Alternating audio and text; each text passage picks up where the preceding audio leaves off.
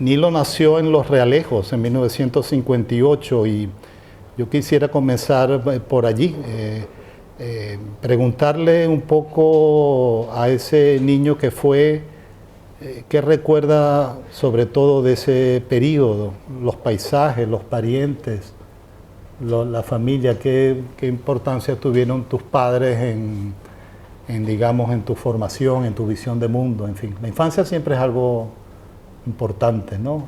Baudelaire decía que de alguna manera la literatura es la infancia recuperada. No sé si compartes ese pensamiento.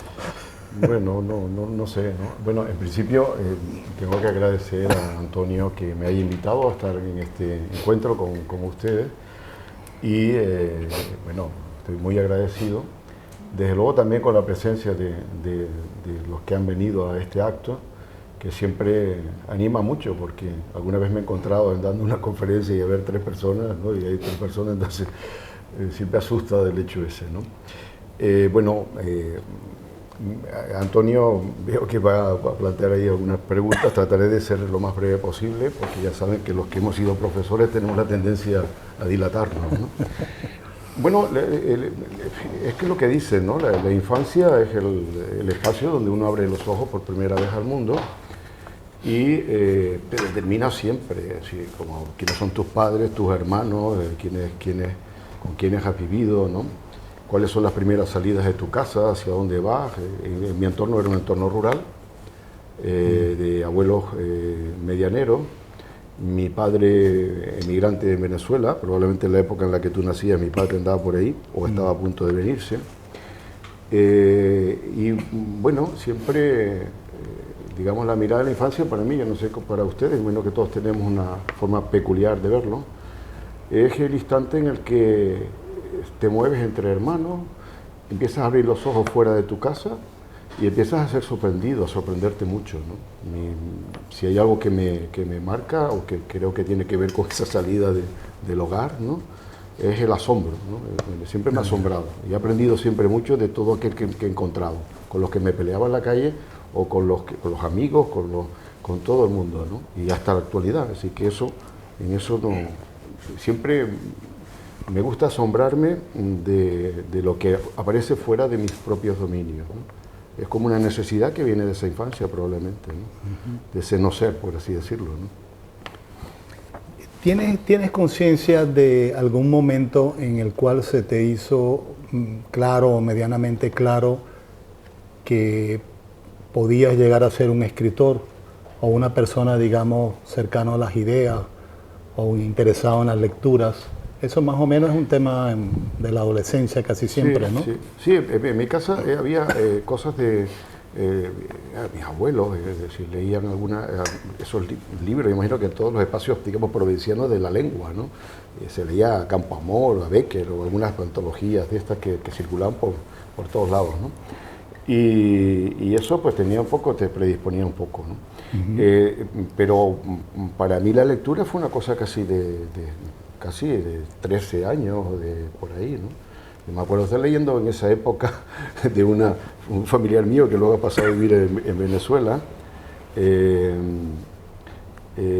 Amor y Pedagogía, en la colección austral, el libro de Unamuno, y me acuerdo, me imagino que no entendería mucho, pero me sedujo aquello de forma extraordinaria, ¿no? Pero aún así me quedé con la imagen de lo que ocurría en Amor y Pedagogía, ¿no? Unamuno es para mí uno de los tiene que ver con mi propia mirada del mundo, ¿no? Hacia el mundo. Es un pensador, es un escritor, sabe lo que es el lenguaje y sabe también extraviarse, ¿no? Que es lo que a mí me interesa también mucho. Es decir, podemos equivocarnos, podemos engañarnos, ¿no? Extraviarse, por parafrasear a Pessoa, es preciso, ¿no? Mira, y en esa línea, digamos, evolutiva, digamos, tus inicios o tu percepción de ser escritor ¿Eso fue algo más solitario o eso llegó a ser, por ejemplo, alguna experiencia grupal? Yo no sé, me imagino que la gente de los que nacimos en los 50, imagino que antes también, en los años 70, finales, todo era, por lo menos en el ámbito canario, la laguna, la universidad, todo era un poco grupal, ¿no? Los grupos de teatro, los amigos que estudiaban, los que venían de otras islas, los que se encontraban en los pasillos de la universidad, en las aulas, ¿no? Y claro, aprendías mucho de estos encuentros, ¿no? Inicialmente hubo una revista que saqué con unos amigos que éramos muy ambiciosos. Publicamos desde las endechas hasta, en fin, entrevista a García Cabrera, al poeta a punto se moriría muy pronto, ¿no? En el 81, ¿no? Sí. Así que, bueno, pues en medio de ese espacio aprendí, ¿no? Aprendí a relacionarme con otros escritores, con algunos que estoy más alejado, otros menos, pero bueno, lo que es la vida, ¿no? Sí, es el abrirse hacia adelante. Luego ya tuve otra relación con gente, algunos eran jóvenes profesores de la universidad, y bueno, sí, Andrés Sánchez Robaina, fui amigo de él durante una época, y en medio de ese contexto había críticos, había, bueno, Luis Pérez Joramas, por ejemplo, sí, que colaboraba en Sintaxis, sí, que era un espacio de aprendizaje, ¿no? O Pepe Herrera, el pintor, aprendíamos ahí un poco todos, ¿no? Unos más que otros, porque uno sabía más que otros, pero yo, como siempre he querido aprender, pues espero no perder esa fe en el aprendizaje, ¿no? Y la decisión de entrar en filología hispánica siempre la tuviste clara, o sea, que hiciste... No, eso es un poco siempre azaroso, ¿no? Muy bien. Eso siempre es azaroso. Cuando tienes 17, 18 años, llegas al instituto, sí, ¿qué es lo que voy a hacer, no? Al final decides, hay algún amigo que coge por ahí, y bueno, y decides entrar, ¿no? Yo tenía fundamentos en lengua, en latín, ¿no? Y esto me facilitaba un poco la entrada. Y luego pues, entras en la facultad y te encuentras con eso que se siguen encontrando hoy los alumnos, es decir, con la absoluta variedad de lenguajes, de discursos, algunas cosas interesantes, otras menos. Es decir, aquí tengo colegas de curso, Carmen o Marcial, y bueno, Carmen un poco otro curso, ¿no? Pero de la época, y bueno, es un espacio que luego aprendí mucho, ¿no? Pero ¿por qué llegué ahí? Bueno, ya era lector de García Márquez, o en fin, El coronel no tiene quien le escriba, o 100 años de soledad, eran obras que leíamos con 17 años, esto casi hoy es casi imposible, ¿no? Hay niños que sí lo hacen, pero esto, en fin, cuentos de Borges, yo creo que también el hecho de que vivamos en unas islas te obliga, ¿no? Por propia tradición, ¿no? Digamos nuestros precursores son los modernistas, Gran Canarios, que es gente de una brillantez extraordinaria, Alonso Quesada es extraordinario, o el propio Morales, que ya tenían necesidad de tener una concepción del mundo allende las fronteras de lo propio, ¿no? Si llegaban al puerto, pero veían y estaban interesados por el más allá. Y luego hay otro momento importante que es la época de Gaceta de Arte, donde hay arte, hay Huescherdal, o hay poetas, en fin, López Torres, o hay figuras muy interesantes, Agustín Espinosa, que claro, era gente que nos enseñaba, o con ellos por lo menos nos reafirmábamos en que no existe forma de hablar si no es en el espacio universal, ¿no? Sino en el espacio, digamos, de diálogo con los otros y que hace posible con los mejores, ¿no? Sí. Aunque no fueran luego en el ámbito académico, sí, con esto, ¿no? Y aprendimos pues muchísimo, ¿no? Se aprende muchísimo. Y de ahí, bueno, pues como decía antes, escritores americanos, primero la novela y luego ya en los comienzos de los 80 me interesaba sobre todo la poesía o algo la filosofía, pero menos. Y leíamos pues a los mexicanos, leíamos a de aquí y de allá, ¿no? Un poco de forma dispersa, que es una manera... Yo cada vez que he llegado al momento de que me he tenido que especializar demasiado, he salido corriendo. Es decir, cuando empezaba a saber mucho de algo, dediqué una época a cursos a Calderón completos, ¿no? Me leía Calderón de arriba abajo. Pero hay un momento que necesito la diversidad, ¿no? La posibilidad del extravío, ¿no? No sé si te he respondido. No, claro que sí. Pero veo ahí una concepción muy clara de que la lengua común finalmente facilitaba todas las relaciones y todas las comunicaciones. En fin, no había ninguna diferencia entre leer a un modernista o a un nuevo novelista español o a lo que estaba ocurriendo. Todo eso formaba parte de las influencias y de la conversación. Sí, sin duda, sobre todo, en fin, toda la conciencia, que esto lo hemos compartido con algunos colegas, la conciencia de que estamos en un pequeño lugar, pero estamos en medio de una inmensa lengua, ¿no? Muy bien. Y en medio de esa lengua basta que mires, que mires hacia un lado, hacia otro. Yo lo he hecho con algunos países, ¿no?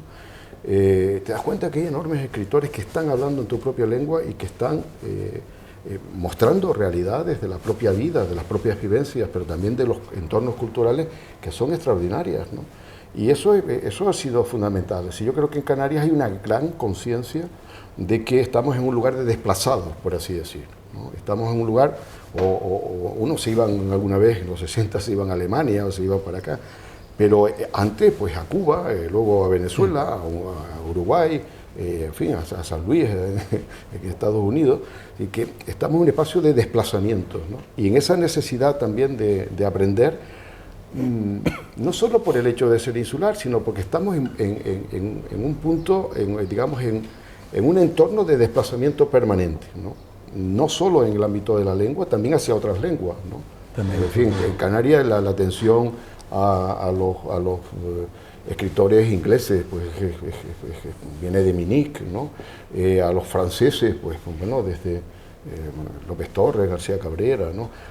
Bueno, el propio Alonso Quesada, ¿no? Las relaciones con la literatura inglesa, ¿no? Con Catherine Mansfield, por ejemplo, ¿no?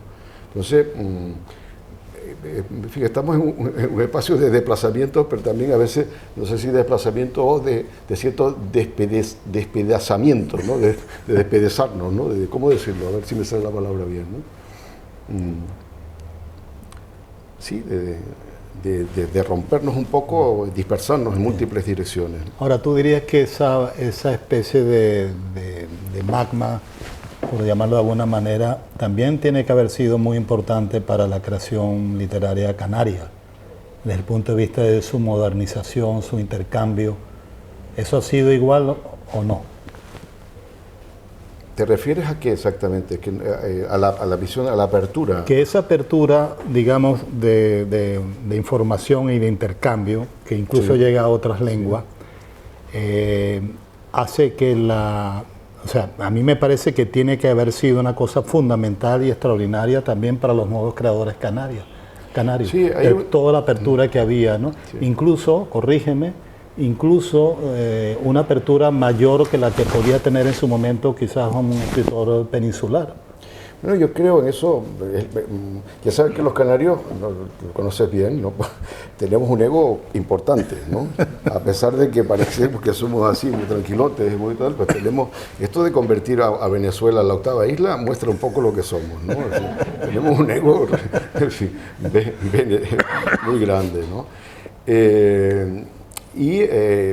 La necesidad de dialogar con los otros ha sido fundamental.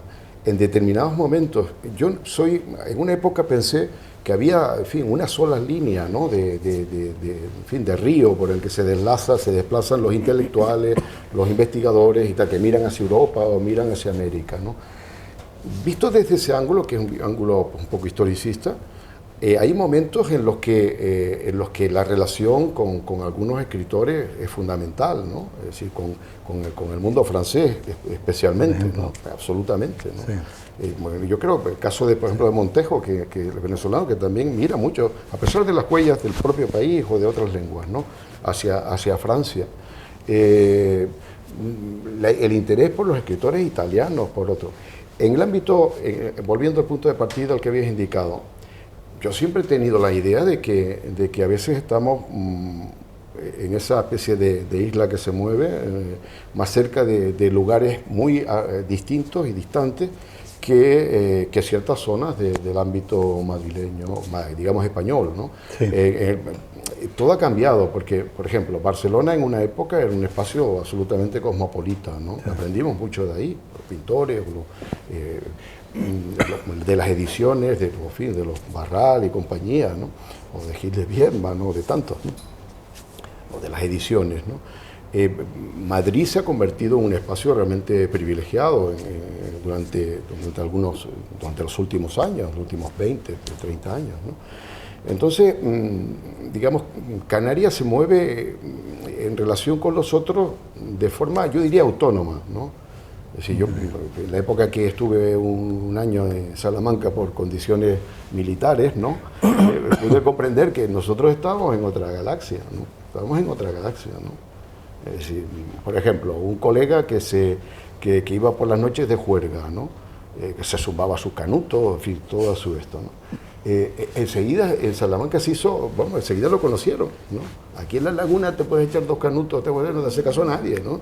Sí, es un poco la diferencia de actitud, digamos, ¿no? De moverse de forma no excesivamente conservadora, ¿no? Sí, la huella de los espacios, yo creo que en eso tenemos más que ver con América. Sin duda, ¿no? Con los cubanos, con en fin, Virgilio Piñera, o con Lezama, o con lo que sea, ¿no? O con los argentinos, en fin, con cualquier sitio que te pongas a ver, tenemos cosas más en común que con el dominio español, a pesar de que sea nuestro espacio, en el que hayamos aprendido, ¿no? Y que generosamente nos hayan enseñado, claro. Detrás de todo ese espacio, digamos, del ámbito peninsular o español, es que tenemos a los grandes escritores, ¿no? Sí. Y que no se puede prescindir de ellos, sí. Cervantes, Quevedo, en fin. Y ese momento tan enriquecedor y de tanto intercambio y que fue tan fructífero, creo yo, para esa generación, ¿cómo lo ves a la luz de hoy? ¿Tú crees que eso sigue siendo igual o de pronto la situación está como más parcelada? Ese intercambio que, por ejemplo, se vio en tiempos del modernismo, lo hemos conversado, y ese contrapunto del que habla Octavio Paz a partir de la relación, por ejemplo, entre la generación del 98 y el modernismo hispanoamericano, y después entre la generación del 27 y las vanguardias poéticas de América Latina, ese contrapunto permanente, ¿cómo lo ves hoy en día? ¿Lo ves igual? Sí, hay un artículo el tuyo que leías recientemente, ¿no? Que planteaba esto en relación con el modernismo y cómo los diversos focos, ¿no? Lugares, ¿no? del español, de la lengua, se interrelacionaban, ¿no? Sí. Hablamos de cubanos, hablamos de mexicanos, podemos hablar de diversos poetas. Todos estaban íntimamente relacionados, o si no íntimamente, sí tenían relación, epistolar o lo que sea. Llega Rubén a Madrid, lo reciben. Villa Espesa va, no sé qué, sí. Unamuno, Valle Inclán, hacían las carreras de Indias, digamos, ¿no? Había como una mirada, digamos, transnacional dentro de la propia lengua, más allá de los contactos además con otras lenguas, así obviamente, ¿no? Con francés, inglés, ¿no? Y esto es una realidad, pero es una realidad histórica. Es decir, yo creo que ya con la Gran Guerra el mundo cruje, nunca vuelve a ser igual, no hay universalidad similar que soporte todo el peso de una gran cultura, una cultura que se había visto crecer y que había tenido la confianza, ¿no? de generar un espacio del futuro mejor para todos, ¿no? Cultural también. Todo eso se fractura, se multiplica la enorme fractura en la Segunda Guerra Mundial, con los años 60, con todas las revueltas, digamos, estudiantiles, obreras, termina por saltar por los aires algunos de los tótems, ¿no? culturales. Si a eso se le suma en fin, las invasiones soviéticas en los países del este o la caída del muro de Berlín, bueno, pues es difícil meter mano ahí y pensar de la misma manera. Y hay otra componente que a mí me parece fundamental. En esto, desde el año 2000 en adelante, un poco antes, claro, antes, siempre hay algo antes, ¿no? La revolución, digamos, tecnológica ha disipado todo lo que venía siendo siquiera una idea de cultura. En cuanto al aislamiento, pues ahora la gente no está aislada. Si hablamos con nuestro hijo o nuestra hija, que pueden estar en París o pueden estar en Nueva Delhi, ¿no? hay un intercambio velocísimo de información. Podemos enterarnos de cualquier cosa. Encima hay traductores para enterarnos, y si quieres saber lo que están haciendo algunos periodistas en el este de África, pues le pones a las lenguas correspondientes y te enteras, ¿no? Así que hay un nivel de información descomunal. Ese puede ser el otro extremo, ¿no? Es decir, no hay relaciones entre élites, las élites han desaparecido, es difícil mantener esa posición, o si la hay, se confunde en medio de la multitud, de la infinitud, por así decir, ¿no? Yo a esto añadiría otra cosa, sí. Si puedo precisar, ¿no? Claro, claro. Han irrumpido perspectivas totalmente distintas, ¿no? Es decir, la noción que se podía tener de lo cultural, de lo histórico, de la investigación, del progreso, ¿no?, digamos, cultural, después de esta serie de quiebras, han irrumpido otras miradas. Es decir, ya no puedes pensar que el mundo, como en la época de André Gide, ¿no?, era Europa, América, algo, en fin, depende de qué. En cualquier caso, en fin, si es el sur, Latinoamérica, bueno, así. Eso ya no es posible, ¿no? Es decir, el mundo no es Europa, el mundo no es América solo, ¿no? De hecho, los propios americanos en diversos lugares, ¿no?, indagan sobre otros espacios, con todos los conflictos que hay con el mundo nativo, ¿no?, con el mundo de los nativos, con las lenguas. En Oaxaca se hablan no sé cuántas lenguas, ¿no? 70, ¿no?, pequeñas, lo que sea, ¿no? Sí. Entonces, en fin, o se indaga en el mundo de la Amazonía, hay realidades imperiosas distintas que han llamado, ¿no?, que han clamado por ser escuchadas, ¿no? Y en estos momentos me parece difícil asumir que haya un discurso para observar la historia o la cultura que solo obedezca a parámetros europeos, euroamericanos, ¿no? No me parece, pues será, en fin, esto obviamente nos lleva a una especie de vértigo sin fin, ¿no? De cierto naufragio, no saber muy bien que no tienes, en fin, que no hay solidez, que no hay sitio donde agarrarte. Pero es una oportunidad también para conocer que los coreanos escriben o piensan o tienen ritos, que los de Mozambique hablan en portugués, pero también tienen sus proyectos, que todo el mundo del Sahel existe y convivimos con ellos, pese a que a veces las autoridades no quieran verlo. El mundo se ha convertido en algo de diferencias, ¿no? Y claro, bueno, pues tendremos que admitir que hay diferencias, ¿no? Claro. A pesar de que mi formación o nuestra formación haya sido, en fin, procedamos de la posguerra general, pues en Venezuela pues también de dictaduras y de entornos complejos, ¿no? Pérez Jiménez, en fin, y pasando un poco esas heridas de la historia, viviéndolos todos de forma distinta. Pero el momento actual, yo creo que tenemos que asumir que vivimos en una dispersión sin fin, ¿no? Por situarme, por ser un poco así... ¿No te parece que esa dispersión a veces impide, a diferencia de otros años, impide reconocer la calidad?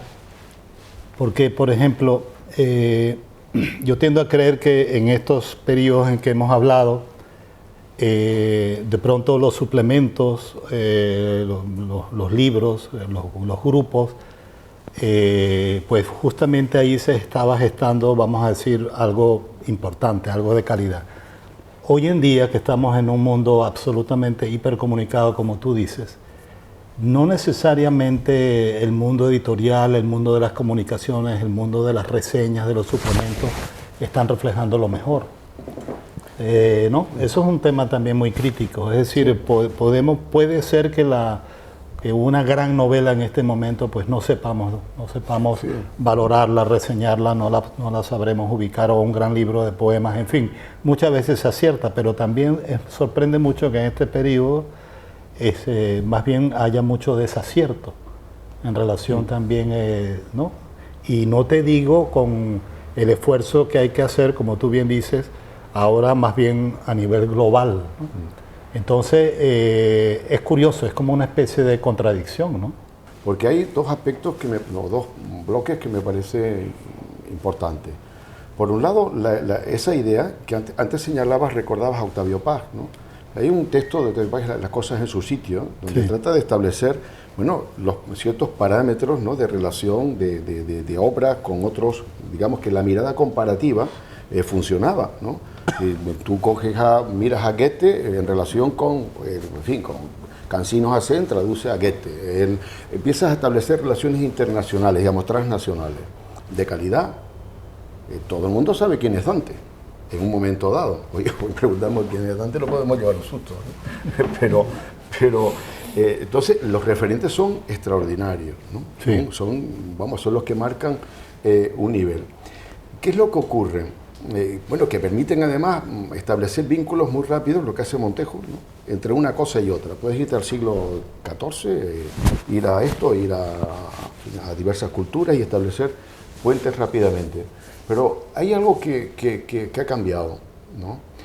Con todo lo que ha sido la mutación, la globalización, el despliegue tecnológico, el despliegue económico, el poder que impone a veces de forma terrible, ¿no?, sus propios modelos en entornos culturales distintos. Y eso que ha cambiado, con tanto sufrimiento y con tanta destrucción en gran medida, en el paisaje, en lo que sea, ¿no?, digamos, ha variado la capacidad que tenemos de establecer qué es lo mejor, qué es lo sublime, por decirlo en términos que vienen del romanticismo, ¿no? ¿Qué es lo que nos emociona y nos conmueve? A los que hemos sido educados en otra época, nos sigue, en fin, emocionando un verso de antiguo o un verso actual, o de alguien que dices tú, bueno, madre mía, lo que es capaz de hacer este escritor, en esta novela, en fin, nos podemos realmente emocionar, o un artista, ¿no? Exactamente lo mismo, ¿no? Pero para mí hay un problema, digamos, que tiene que ver con fundamentos, digamos, que sustentan ese discurso y que lo hacen agrietarse un poco. La pregunta es, ¿quién garantiza que mi discurso es el válido cuando se ha dispersado todo, ¿no?, cuando el edificio ha caído en tierra? En tierra, en humo, en polvo, en sombra, en nada, ¿no?, que diría el clásico, ¿no? ¿Por qué este discurso, digamos, los discursos de Eliot, ¿no?, o los discursos anteriores, del final del siglo XIX, de Matthew Arnold, ¿no?, que lo veían claro, la cultura viene de Grecia y de ahí para adelante, obviamente, ¿no?, establecemos las relaciones entre lo mejor. Pero en estos momentos, ¿quién se arropa esa perspectiva? Lo vimos en Octavio Paz. La mirada de Octavio Paz es una mirada, obviamente, muy atinada, ¿no? Pero tropieza también con problemas. Sí, bueno, y Ecuador, que es un espacio en el que yo he indagado alguna vez. ¿Y Ecuador qué? ¿Cuántos escritores hay que puede ser visto desde una mirada característica o propia, como la de buscar la calidad, que es la propia de Octavio Paz, ¿no?, un gran poeta? ¿Cómo llegas? ¿A cuántos llegas? ¿Cuántos escritores encuentras? Arturo Carrera Andrade, ¿dónde está?, ¿no? Y son grandes escritores. Los espacios regionales tienen grandes escritores. Imagino que en Valencia, en Venezuela, debe tener muchos más escritores de los que están luego en los espacios, digamos, de mirada más selectiva, ¿no? Quizás en Venezuela no, porque ustedes son muy en fin, curiosos y también serios en lo que es el reconocimiento de los otros, ¿no? Pero esto pasa. ¿Y qué pasa con los escritores que no responden, o los artistas, o los que no entran dentro de las coordenadas de valoración que se imponen en un momento dado? Porque surgen, claro. Hay gente que luego es rescatado no sé cuántos años después. Siempre que hay esa posibilidad, porque lo que está ocurriendo con toda la información que hay es que tal el batiburrillo de cosas, la exageración de cosas, ¿no?, que a ver quién va a tener paciencia para ponerse a buscar qué es lo que pasó en tal sitio o en tal otro, ¿no? Va a ser muy complicado, ¿no? No sé, si me estoy extendiendo quizás. No, para nada, es muy interesante, muy interesante. Tenemos el dilema de la hipercomunicación y por otro lado la complejidad de la diversidad, ¿no? Yo me estaba acordando de un colega nigeriano, coincidimos en un congreso en Estados Unidos, Festus Iyaye, me acuerdo, que en un grupo de trabajo le criticaron a algunos colegas de por qué él escribía en inglés, teniendo en Nigeria aproximadamente 30 lenguas. Y lo hicieron desde el punto de vista un poco reivindicativo, de identidad cultural y tal. Y claro, y él dijo en un momento dado, sencillamente escribo en inglés porque logro la mayor cantidad de lectores en inglés, ¿no? Bueno, es decir, digamos, qué interesante precisamente ese dilema, pues el dilema de la hipercomunicación y el problema de una diversidad también muy amenazada. Cada día muere por lo menos un idioma en el planeta, ¿no? Esa es la realidad, ¿no? Y entonces, por otro lado, tenemos la gran creación de bloques incluso lingüísticos, que hacen, por ejemplo, que una realidad como la de la Feria de Frankfurt, a nivel de negociaciones todos los años, más o menos el 70% de lo que se negocia para traducir al inglés o desde el inglés es ese idioma. El resto de los idiomas tienen que repartirse el 30%. Esas son las realidades, ¿no? Entonces, es curioso porque es como que hay que luchar, digamos, en distintos frentes, ¿no? Pero ahí yo te haría la pregunta, bueno, digamos, los escritores hispanohablantes, en fin, por lo menos tenemos una lengua muy hablada. Eso ya crea, digamos, un elemento a favor, ¿no? Lo que estabas comentando dramáticamente de un escritor ecuatoriano que de pronto no es conocido, pues sí, es muy dramático, pero yo diría, oye, por lo menos está en el español, por lo menos tiene esa pequeña carta a favor, ¿no?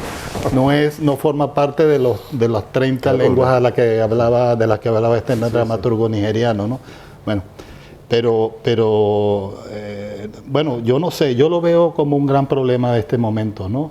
El problema también de cómo, es decir, de que el desarrollo, digamos, de los escritores cuenta muchas veces casi que, bueno, con el hecho de una lengua que por lo menos hablan 500 millones de hablantes, ¿no? Y eso permite por lo menos una situación. Y con todo y eso, el tema de los bloques condiciona mucho, ¿no? Entonces, claro, cómo jugar también a la carta de la diversidad frente a una realidad así, ¿no? Es muy complicado, es muy complejo, ¿no? En fin. Mira, quería preguntarte... sí. Una sola cosa. Sí. Has retratado perfectamente la situación. Si los bloques son bloques de lengua que vienen, digamos, anclados e impuestos, ¿no? Desde los dominios económicos. Sí. En todos los continentes. En fin, en todos los continentes. Con lo cual, si el acto, digamos, de escribir, en fin, investigar o lo que sea, sobre Canarias o sobre cualquier otra cosa, ¿no? Siempre es un acto de resistencia, porque los intereses son múltiples. Es decir, los intereses, además del, digamos, por así decirlo, del discurso del poder, no llevan a que te entretengas en semejantes minucias, ¿no? Sin embargo, hay todo un punto de resistencia, ¿no? Un nivel de resistencia. Porque la realidad es esa. Si en Nigeria hay 20 lenguas, hace unos días hablaba con una camerunesa y me decía que hay cerca de 200 en Camerún. En México hay la tira, ¿no? Y algunas van desapareciendo, ¿no?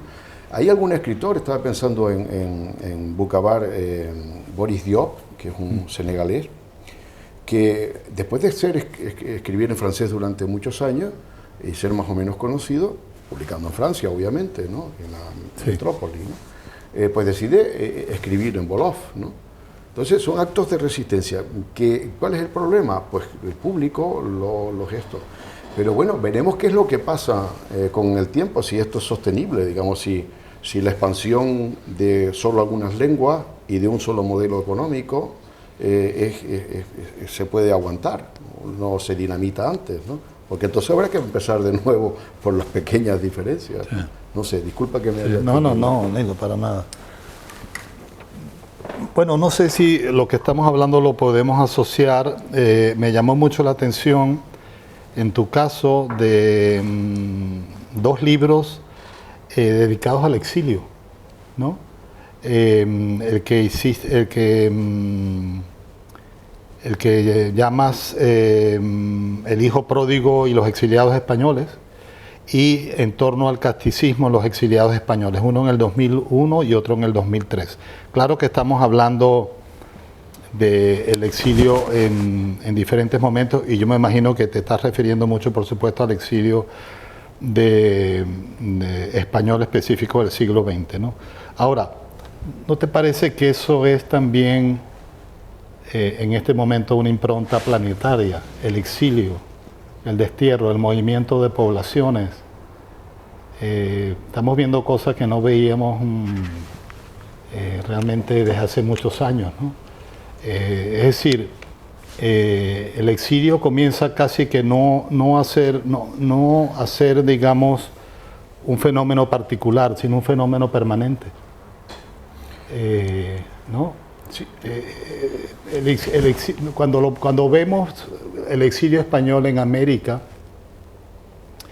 bueno, obviamente quien lo ve desde la perspectiva cultural lo ve como un enriquecimiento tremendo, ¿no? O sea, el Fondo de Cultura Económica, en fin, sobre todo, por ejemplo, en España, pero también en Argentina y también en todos los países, ¿no? Por ejemplo, que Ángel Rosenblatt hubiera terminado, uno de los grandes lingüistas, ¿no? Discípulo de Menéndez Pidal, hubiera terminado fundando un instituto de lingüística en Caracas, ¿no? O García Vaca, ¿no? O García Vaca, responsable de la Escuela de Filosofía originalmente en Venezuela, en fin. Estamos hablando de un exilio que fue terrible desde el punto de vista, pero enriquecedor desde otro punto de vista, la obra de estos autores. Pero yo creo que incluso ese exilio que tú estudias también, yo creo que no se puede ya evaluar de esa misma manera. Es como es más caótico, es más problemático, es más dramático. No, hablaba Ortega de uno de sus títulos, el tema de nuestro tiempo, ¿no? El tema de nuestro tiempo en gran medida es el exilio, no solo, pero es uno de los temas de nuestro tiempo, ¿no? Comunidades completas desplazándose en todas las direcciones. Así es. En fin, los venezolanos por el mundo. Pienso en el papel literario, el suplemento del Nacional, por ejemplo, ¿no? Que es un suplemento que en este momento probablemente es más seguido que no sé si me equivoco, es, ¿no?, probable. Internacionalmente están en todos lados, ¿no? Tienen que ver con el exilio, ¿no? Es realmente descomunal. Lo que ha ocurrido, lo que está ocurriendo desde luego en el este de Europa es claro, lo vemos todos los días, pero lo que ha ocurrido después de la caída, ¿no?, de Libia, ¿no? Con el afán de que, bueno, vamos a traer un régimen estupendo para los pobres africanos, ¿no? La brutalidad del golpe que se ha desplegado hacia toda la zona sur de África ha llevado a un desplazamiento, a un exilio permanente, es decir, por las radicalizaciones religiosas, por la caída de los estados. Por eso no recuerdo que hace años nos asustábamos de lo de Ruanda, ¿no? ¿Se acuerdan que los que vivimos esto con realmente pavor, ¿no? Pero hoy los desplazamientos son en todas las direcciones, en Asia, lo del paso hacia Colombia de los venezolanos, es que es estremecedor. Entonces, me preguntas por los exiliados. Claro, los exiliados españoles es que estaban en los campos de concentración, ¿no? Y algunos fueron luego a América y claro, fueron acogidos porque el general Cárdenas y toda esta gente era muy inteligente, los acogieron, les crearon el Colegio de España, el Colegio de México. En Venezuela trajeron a gente como García Vaca, que además donde aprendieron mucho.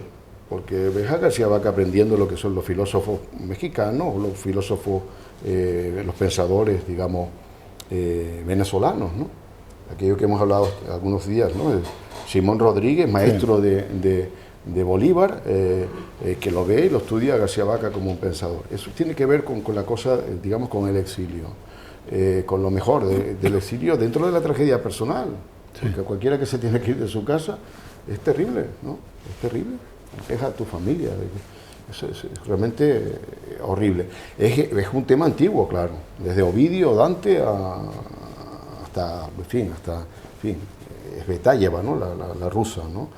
Pero en estos momentos yo diría que ciertamente esto ha cambiado mucho, ¿no? Como se comporten, ¿no? los estados y las culturas en torno a ese movimiento permanente, si sean capaces de recibirlo o de dialogar o de entablar una relación con esos espacios de otra manera, que no sea exclusivamente de poder, que sea de respeto de las diferencias. Si no se resuelve eso, ese es el vértigo, la gran caída vendrá de ahí, ¿no? Claro. Porque es que, bueno, van a estar, bueno, ¿qué te voy a contar que no sepas, ¿no? Es terrible, ¿no? Sí. Es terrible. Seguramente para la literatura vendrá bien, si tiene cierta paciencia y cierta posibilidad de poder comer, ¿no? Para poder escribir. Pero es un desastre, un desastre.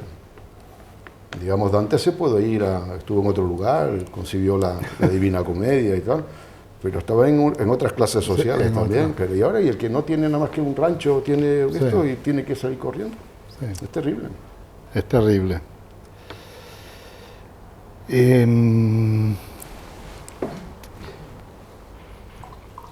Mira, quería comentar también, yo creo que puede ser también muy interesante para el público, tu aspecto de creador, que me parece también como muy, muy importante.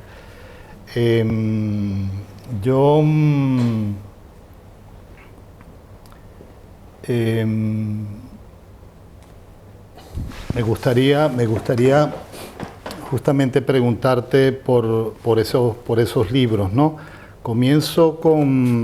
Quiero hacerte una referencia al libro Hendiduras sin nombre, que es un hermosísimo libro, ¿no? Que tiene acuarelas de José Herrera, preciosa la edición, ¿no?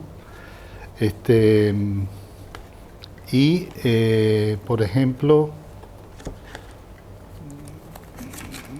quiero compartir contigo este poema para que me lo comentes un poco. El poema se llama Lo que vi.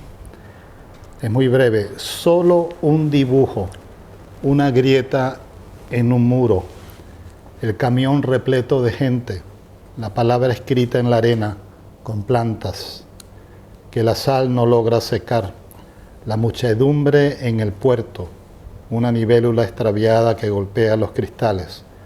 Nada me reconforta, aquí cambiamos de cuerpo. Sentí tu mano sobre mis pechos y vi cuántos dedos tomaban el sol. Bello, ¿qué me dices de este libro? Sabía que era capaz de escribir así.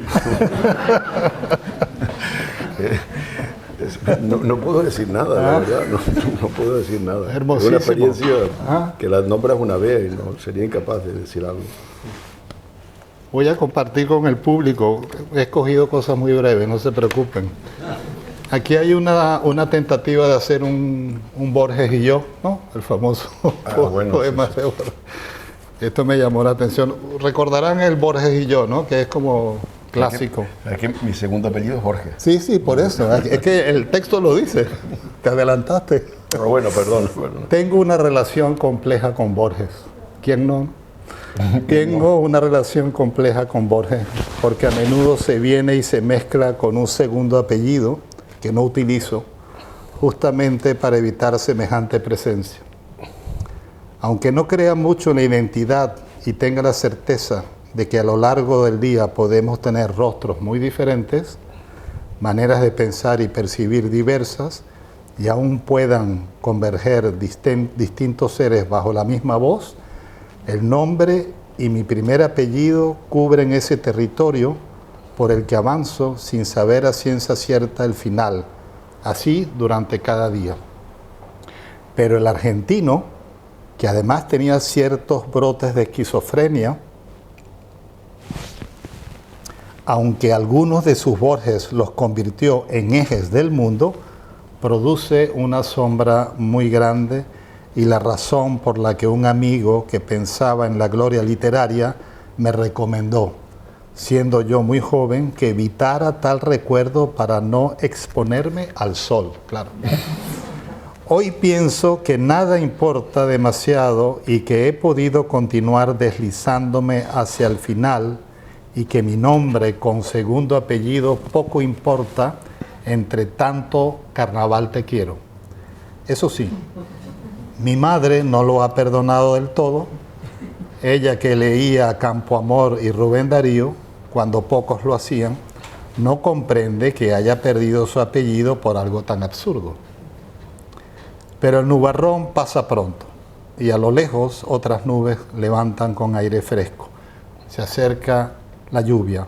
Comienzo a olvidarme de Borges, del juego y del fuego, de peces y columnas, de máscaras y hojas de afeitar, de mis quimeras y de los deseos compartidos. La lluvia recia desde que dejamos de ser el sombrero en la cima de la montaña. Hoy es mejor no echar a correr algunos pasitos y se acabó. Yo creo que es extraordinario. Es decir, esto me ha hecho pensar. Estás tomando agua nerviosamente allí. Acordándome de mi madre. Es impresionante porque tiene tono, a ver, bueno, por supuesto tiene un tono poético, pero tiene también un tono narrativo, no deja de ser reflexivo en todo momento. Yo quería preguntarte en el campo de la creación, a ver, porque es muy interesante, Nilo, es decir, yo creo que inteligentemente evitas los encasillamientos. Es decir, no creo que podamos decir exactamente muchas veces que se trata de un poema o que se trata de pronto incluso de una microficción o que se trata sencillamente de un trozo como reflexivo. Logras juntar todo eso y realmente creas piezas maravillosas. No sé cómo lo ves. Bueno, te agradezco la apreciación, ¿no? Generosa, sin duda. Me resulta muy difícil moverme en un solo territorio. Sí. ¿No? Debe ser por inclinación, quizás desde la adolescencia, infancia, o por cierta inseguridad también, ¿no? De no saber exactamente dónde me puedo mover. De ahí que también las cosas que vaya haciendo vayan de un lado a otro, ¿no? A veces soy más ensayista, otras veces investigador, otras veces escribo algo que se pueda parecer a un poema. A mí me interesa esa cuestión, ¿no? Sí.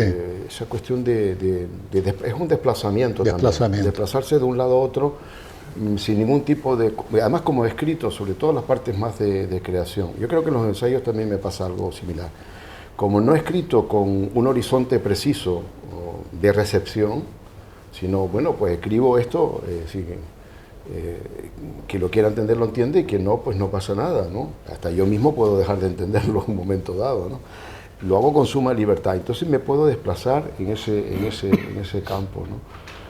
Claro, sin lo que ha ocurrido en el siglo XX, con la rotura, ¿no?, de fronteras de género, hubiera sido imposible, ¿no? Es que aquí en Canarias, ustedes tienen precursores también extraordinarios, probablemente mucho más importantes, pero claro, los que empezamos a escribir o a tantear lo que era el asunto casi al final del 79, 78, 79, 80 y de ahí para adelante, nuestra primera mirada después del franquismo, después de la dictadura, fue la República.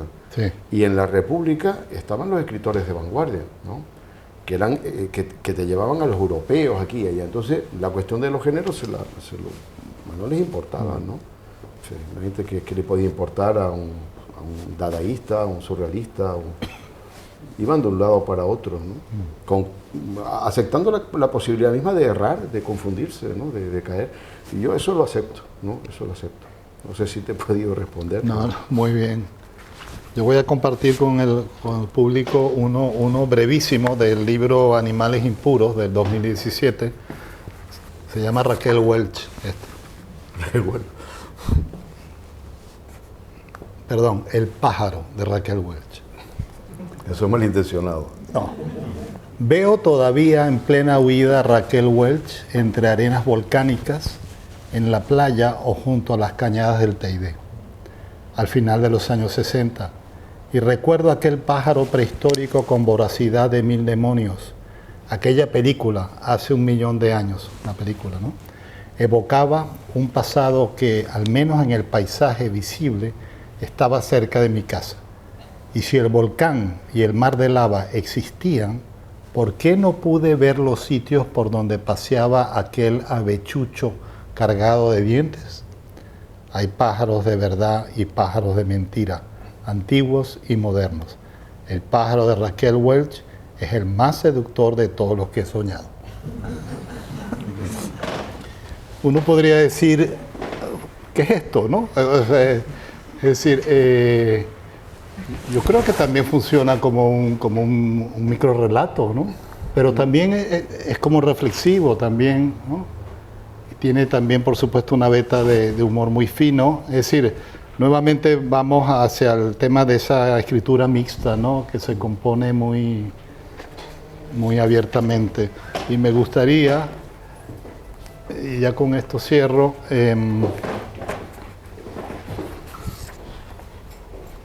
este me ha estremecido mucho, ¿no? Es del más reciente de Nilo, otro mar, otro suelo. Y bueno, en los últimos años, me acuerdo mucho de la exposición que curaste en el CAM del amigo, perdón, de Jacques Menty, que bueno, de lo que hablamos mucho y me ilustró muchísimo Nilo, ¿no? Sobre todo su acercamiento y su devoción, también podríamos decir, sobre la cultura o las culturas africanas, ¿no? Yo voy a leerles este fragmento que nuevamente es muy impresionante.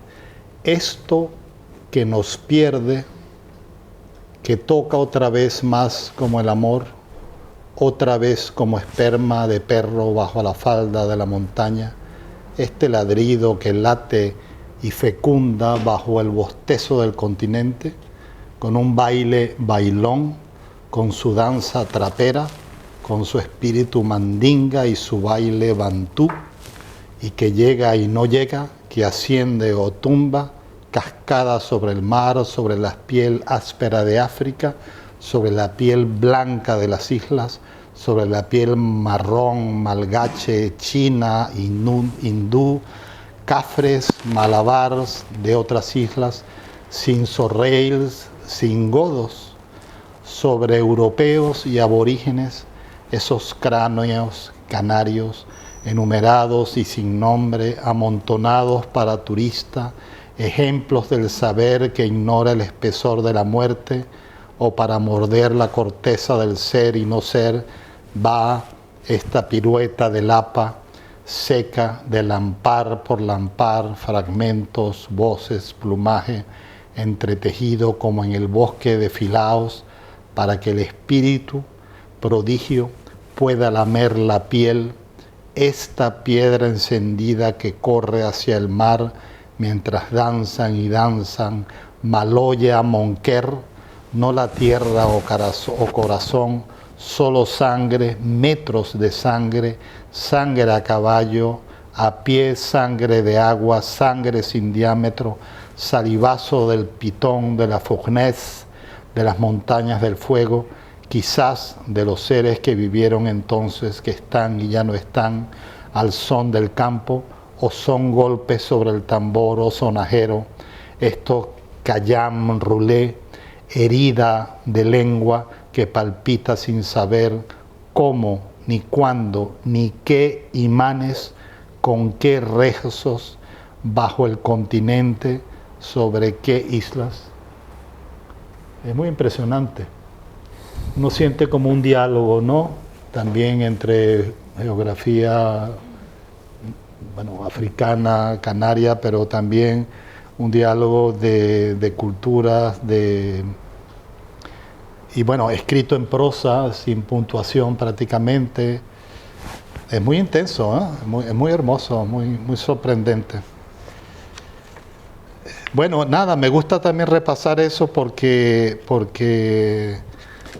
siento que Nilo es un gran creador, ¿no? Y con un lenguaje realmente extraordinario. Bueno, ¿cómo estamos de tiempo? Sí. Sí. Yo creo que, a ver, si quieres te quería preguntar en relación a tus últimos años donde has tenido una interacción muy fuerte con las artes visuales y ¿no? Al punto de escribir catálogos, de asumir comisarías, de encargos, de hacer ensayos reflexivos. ¿Cómo has llevado esa relación entre literatura plástica? ¿Cómo te sientes en esa...? Bueno, hay diversos intereses que me atraen y que necesito también desplazarme ahí, hacia un lado, hacia otro, ¿no? Sí. Me interesa el pensamiento, me he dedicado más al arte, por lo menos casi a veces tanto como a la literatura, bueno, salvo en el ámbito, digamos, profesional, que ahí hay mucho más. Y es que, claro, esto tiene que ver también con lo que había indicado, es decir, en la época de Gaceta de Arte yo hice una tesis doctoral sobre un escritor de Gaceta de Arte. Entonces ahí de entrada te das con lo que son los artistas del arte social, Gross o Katy Kolbitz, en fin, con gente de diversa Klee. Tienes un aprendizaje muy joven de lo que es este tipo de lenguajes distintos, ¿no? Y tuve la suerte además de tener amigos como Pepe Herrera o como Luis Palmero, que nos íbamos a Arco, que estábamos viendo exposiciones siempre, ¿no? Sí. Y con los que aprendí mucho, es decir, sobre todo a percibir esa cosa que ocurre en el arte contemporáneo, que si no tienes a alguien que te sea un poco, que te lleve, ¿no? Es difícil percibir, como la poesía, que se convierte en algo realmente hermético, ¿no? Si no entras en algún momento, si no hayas alguna vez una puerta por la que entrar, ¿no? Entonces, pues me ha interesado mucho, y es que en eso como en todo, ¿no? Lo que me ha interesado es aprender. Cuando he escrito sobre el mexicano, sobre Vicente Rojo, pues me he puesto en su pellejo, ¿no? Me he puesto a ver qué es lo que un poco ver sus claves, ¿no? Me acuerdo con Rojo, la primera vez que escribí, entonces no lo conocía, escribí sobre él, y le sorprendió, decir, bueno, pues si estás en el lejísimo y has atinado más que algunos de los que tengo aquí, están viendo constantemente mis cosas, ¿no? Fíjate, esto lo diría a lo mejor de forma así muy generosa, pero me interesa comprender al otro, ¿no? Lo hago en todo lo que hago, ¿no? Si puedo, luego lo que me salga puede ser un churro, pero el deseo de comprender lo que están haciendo los demás, a mí me resulta fascinante. Es decir, cada uno de nosotros, como somos seres tan distintos, y si algunos escriben o yo puedo leerlos, o artistas que pueden hacer objetos o pueden hacer pintura más tradicional, lo que sea, poder entrar en ese mundo para mí me resulta fascinante, porque además son como grandes regalos que hacen, ¿no? Si los creadores regalan, ¿no? Son como donaciones al mundo, ¿no? Sí. O los investigadores también, los grandes esfuerzos que hacen, ¿no? Sí. Entonces, ahí estoy, desde luego, me siento cómodo además, porque, bueno, lo de Jack Benty, que Nela Ochoa también lo conoce.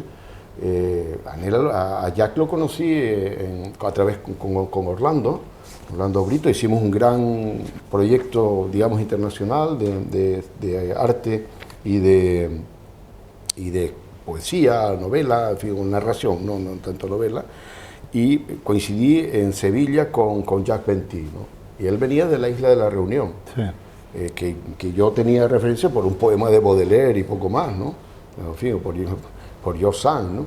Pero de repente empiezas a hablar de alguien que está en otro espacio del mundo, que habla en otra lengua, y que sin embargo hay una especie de encuentro con su espacio, con su cultura, ¿no? Y me he indagado a aprender mucho, ¿no? de esto.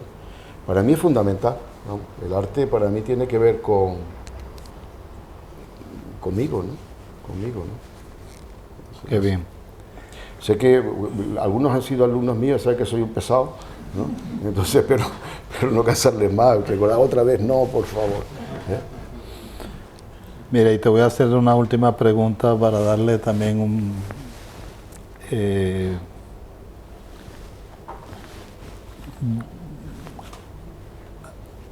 ¿a qué poetas regresas a veces cuando...